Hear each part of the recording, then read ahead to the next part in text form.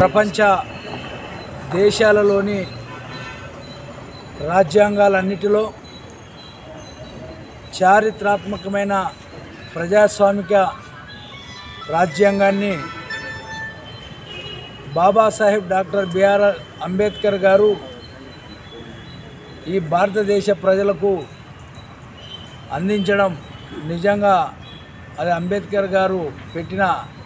భిక్ష అని చెప్పి ఈ సందర్భంగా గుర్తు చేస్తూ ఉన్నాం. భారతదేశానికి స్వాతంత్రం వచ్చిన తర్వాత సుపరిపాలన కోసం స్వపరిపాలన కోసం రాజ్యాంగం రాసుకోవాలని ఈ భారతదేశ పెద్దలకు ఆలోచన వచ్చినప్పుడు రాజ్యాంగ పరిషత్తు రాజ్యాంగ రచన ప్రక్రియ కోసం ఈ రాజ్యాంగ పరిషత్తు రాజ్యాంగ రచనా కమిటీని 7 మంది సభ్యులతో కలిసి బాబాసాహెబ్ డాక్టర్ బిఆర్ అంబేద్కర్ గారు డ్రాఫ్టింగ్ కమిటీ చైర్మన్గా నియమించి ఈ 7 సభ్యుల కమిటీ 2 సంవత్సరాలు 11 నెలలు 18 రోజులు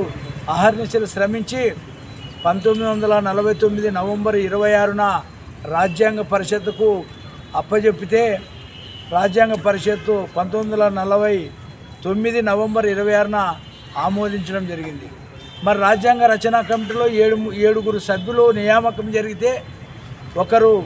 చనిపోతారు, ఒకరు అమెరికాలో ఉంటారు, ఒకరు రాజకీయాల్లో తనమునకలైపోతారు, మరిద్దరు ఢిల్లీకి దూరంగా ఉండడంతో ఈ రాజ్యాంగ రచన ప్రక్రియ అంతా బాబాసాహెబ్ డాక్టర్ బిఆర్ అంబేద్కర్ గారి భుజాన మీదే పడడం వల్ల చాలా అహర్నిశలు నిద్రలేని రాత్రులు గడుపుతూ అనేక దేశాల రాజ్యాంగాలని సునిశ్చితంగా పరిశీలించి అధ్యయనం చేసి వాళ్ళ రాజ్యాంగాన్ని ఆమోదించడం వల్లే ఈరోజు ఈ భారతదేశంలో పౌరులకి స్వేచ్ఛ, సమానత్వం, సౌభ్రాతృత్వం వంటి హక్కులను కూడా ఇచ్చినటువంటి గొప్ప రాజ్యాంగం ఏదైనా ఉందా అంటే అదొక భారత రాజ్యాంగం. అదేవిధంగా సర్వసత్తాక, సామ్యవాద, లౌకిక, ప్రజాస్వామ్య, గణతంత్ర వంటి లక్షణాలను, విశిష్ట లక్షణాలను కూడా మన భారత రాజ్యాంగం అందించింది. అందుకే ఇవాళ రాజ్యాంగ దినోత్సవం వేళ సుప్రీంకోర్టులో కొంతమంది మతోన్మాదులు వేసినటువంటి పిటిషన్, ఆ పిటిషన్ ఏమంటే లౌకిక సామ్యవాద పదాలను తొలగించాలని చెప్పి పిటిషన్ దాఖలు చేస్తే ఈరోజు సుప్రీంకోర్టు దాన్ని కొట్టివేయడం అంటే రాజ్యాంగం పట్ల ఉన్న గౌరవం అని చెప్పి కూడా ఈ సందర్భంగా గుర్తు చేస్తూ ఉన్నాం. ఈ నేపథ్యంలో ఈ రాష్ట్రంలో చంద్రబాబు నాయుడు గారే అంబేద్కర్ గారి ఆశయాలను కొనసాగించే నాయకుడు అని చెప్పి మేము సగర్వంగా చెప్తా ఉన్నాం. ఎందుకంటే మీరు గమనించండి,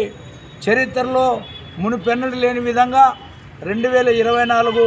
అసెంబ్లీ బడ్జెట్ సమావేశాల్లో అన్ని వర్గాలకు ప్రాధాన్యత ఇస్తూ సామాజిక న్యాయం పాటిస్తూ 2,94,427 కోట్ల రూపాయల నిధులను బడ్జెట్లో రూపొందించి ఎస్సీలకు ప్రాధాన్యత ఇచ్చారు. ఎస్సీల సంక్షేమానికి 18,497 కోట్లు, ఎస్టీల సంక్షేమానికి 7,557 కోట్లు కేటాయించి దళిత గిరిజనుల బాంధవుడయ్యారు. ఈరోజు 75వ రాజ్యాంగ దినోత్సవాన్ని డైమండ్ జూబ్లీ సెలబ్రేషన్స్ను అన్ని కార్యాలయాల్లో, పాఠశాలలో జరపాలని చెప్పి చంద్రబాబు నాయుడు గారు ప్రత్యేకంగా ఆదేశాలు ఈరోజు ఇచ్చారంటే నిజంగా అంబేద్కర్ గారు రాసిన రాజ్యాంగం పట్ల చంద్రబాబు గారికి ఉన్న గౌరవం అని చెప్పి కూడా ఈ సందర్భంగా గుర్తు చేస్తూ ఉన్నాం. ఈరోజు మహనీయుల పేరుతో సంక్షేమ పథకాలు పెట్టి ఈరోజు శ్రీకారం చుట్టి దళిత జాతుల కోసం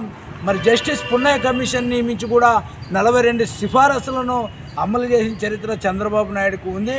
ఈ నేపథ్యంలో బాబాసాహెబ్ అంబేద్కర్ ఆశయాలను కొనసాగించే నాయకుడు ఎవరైనా ఉన్నారు అంటే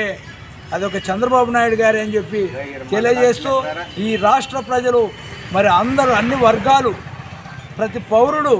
రాజ్యాంగాన్ని చదవాలి, రాజ్యాంగాన్ని అనుసరించాలి, రాజ్యాంగాన్ని కాపాడుకోవాలి, రాజ్యాంగాన్ని పరిరక్షించుకోవాలని కోరుకుంటూ ఈ భారతదేశ ప్రజలందరికీ 75వ రాజ్యాంగ దినోత్సవ శుభాకాంక్షలు తెలియజేస్తూ ఈరోజు దాన్ని పురస్కరించుకొని ఈరోజు సంబరాలు జరుపుకుంటూనే బాణసంచ పేల్చి కేక్ కట్ చేసుకోవడం కూడా జరిగిందని చెప్పి